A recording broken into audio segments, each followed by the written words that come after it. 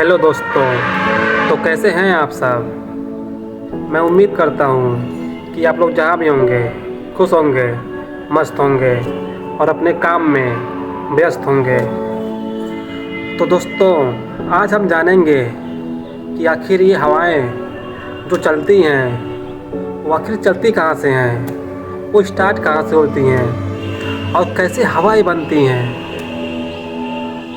दोस्तों, आज मैं सोच रहा था कि आखिर जो ये हवाएं चलती है हमारे आसपास, ये पृथ्वी पे जो हवाएं चलती है, ये आखिर चलती कहाँ से हैं और ये बनती कैसे हैं और ये कहाँ से स्टार्ट होती हैं और कहाँ पे जाकर ख़त्म होती हैं।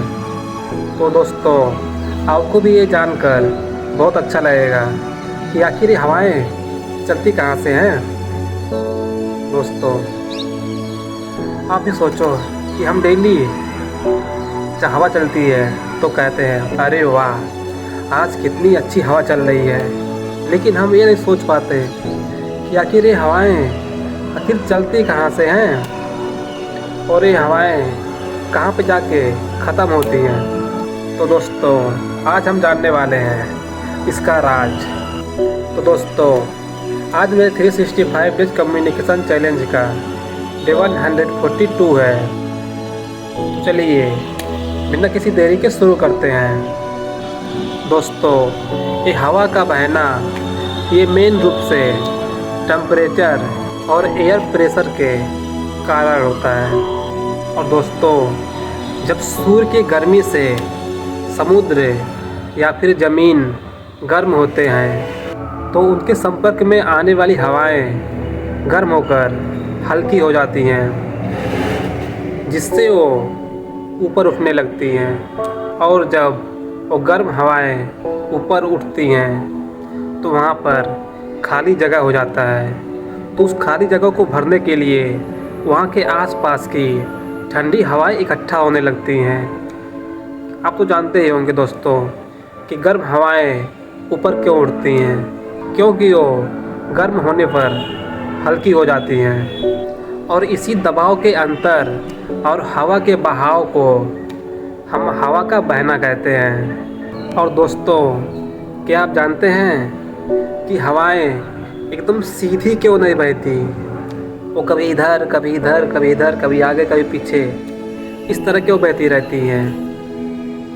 तो दोस्तों, ये इसलिए होता है क्योंकि पृथ्वी के अपने धुरी पर घूमने के कारण ये हवाएं बिल्कुल सीधी नहीं बह पाती, बल्कि उत्तरी गोलार्ध में दाईं ओर और दक्षिणी गोलार्ध में बाईं ओर की तरफ मुड़ जाती हैं। और दोस्तों, आखिर ये हवाएं कहाँ जाकर ख़त्म होती हैं या फिर कहाँ जाकर रुकती हैं। तो दोस्तों, ये हवाएं कभी ख़त्म या नष्ट नहीं होती हैं, क्योंकि पृथ्वी पर मौजूद एटमॉस्फेयर एक क्लोज्ड सिस्टम है, इसलिए ये लगातार एक साइकिल में बहती रहती हैं। दोस्तों, ये हवाओं का साइकिल 3 स्टेप में पूरा होता है। तो चलिए बारी बारी से इसे जानते हैं। तो स्टेप 1 है, जब गर्म हवा कम दबाव वाले क्षेत्र में ऊपर उठती है तो वो ऊंचाई पर जाकर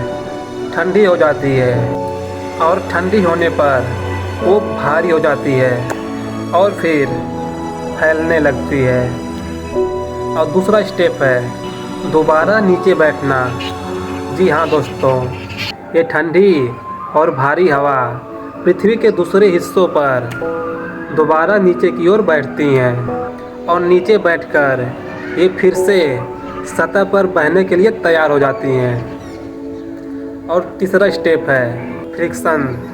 जी हाँ दोस्तों, घर्षण के कारण हवाओं का शांत होना।